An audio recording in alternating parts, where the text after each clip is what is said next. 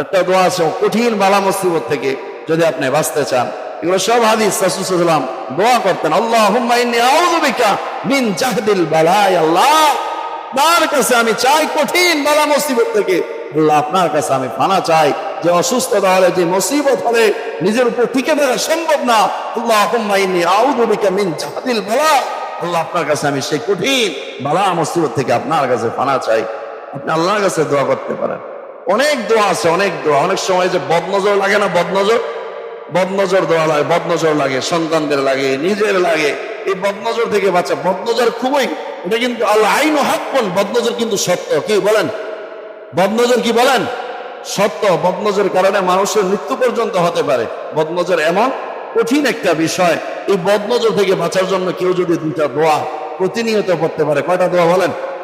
দুইটা দোয়া কেউ যদি প্রতিনিয়ত পড়তে পারে, আল্লাহ তাআলা বদনজর, শয়তানের ওয়াসওয়াসা, শয়তানের সমস্ত রকমের অনিষ্টতা এবং মানুষের অনিষ্ট থেকে আল্লাহ তাআলা হেফাজত করবেন। এই দোয়াটা দুইটা দোয়া। একটা দোয়া হলো আউযু বিকালিমাতিল্লাহি তাম্মা মিন কুল্লি শাইতানিন ওয়া হাম্মা ওয়া মিন কুল্লি আইনিন লাম্মা।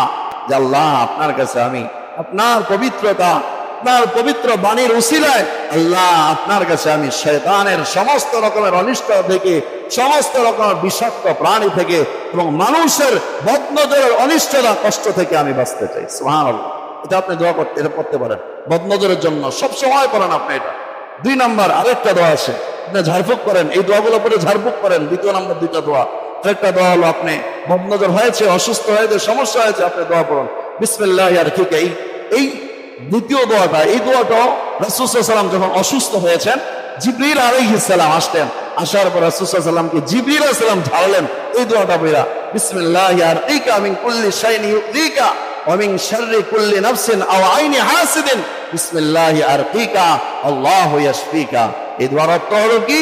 আল্লাহ, এই দোয়ার অর্থ হলো যে আমি আল্লাহর নামে আপনাকে ঝাড়ফুঁক করছে, মিন কুল্লি শাইইন ইউযিকা, এমন জিনিস থেকে যেগুলো অত্যন্ত কষ্ট দেয় আপনাকে, অমিন শাররি কুল্লি নাফসিন, এবং প্রত্যেক প্রাণী থেকে, প্রত্যেক প্রাণীর অনিষ্টতা থেকে, আও আইনি হাসিদিন, এবং মানুষের বদনজর থেকে, মানুষের বদনজরের কষ্ট থেকে আমি আপনাকে ঝাড়ফুঁক করছি বিসমিল্লাহি আরকিকা, আল্লাহর নামে ঝাড়ফুঁক করছি, আল্লাহু ইয়াশফিকা, আল্লাহ আপনাকে পূর্ণ শিফা দান করুন। সুবহানাল্লাহ।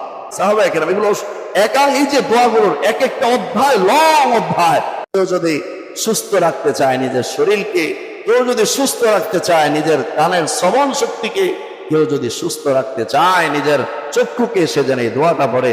যে দোয়াটা রাসূল সাল্লাল্লাহু আলাইহি ওয়াসাল্লাম 3 বার সকাল বিকাল পাঠ করতেন। আল্লাহুম্মা আফিনি ফি বাদানি, আল্লাহুম্মা আফিনি ফি সামঈ, আল্লাহুম্মা আফিনি ফি বাসারি।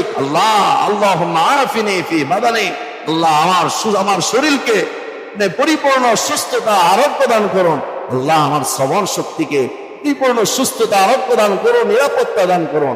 আল্লাহ, আমার চোখের দৃষ্টিকে আরোগ্য দান করুন। সুবহানাল্লাহ। এই দোয়াগুলো পড়ুন। এগুলো তো পড়েন না, এগুলো তোর দরকার নাই, শুধু অসুস্থ হইলেই শুধু দৌড়াই, এগুলো পড়া দরকার। রাসূল বলছেন ইখলাসের সহিত পড়ো। রাসূলের দৈনন্দিনের জীবনে এগুলোই ছিল রাসূলের ওষুধ। সুবহানাল্লাহ।